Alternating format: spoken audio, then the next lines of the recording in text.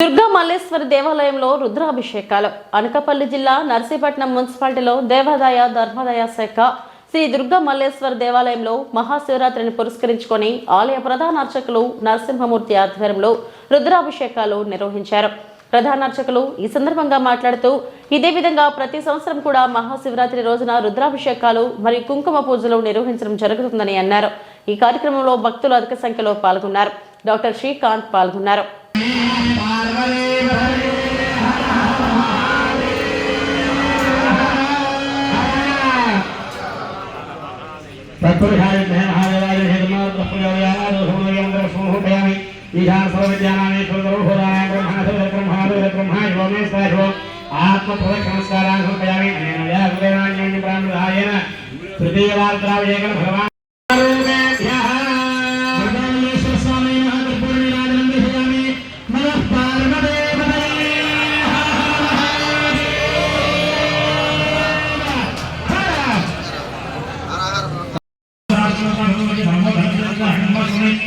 स्वाहा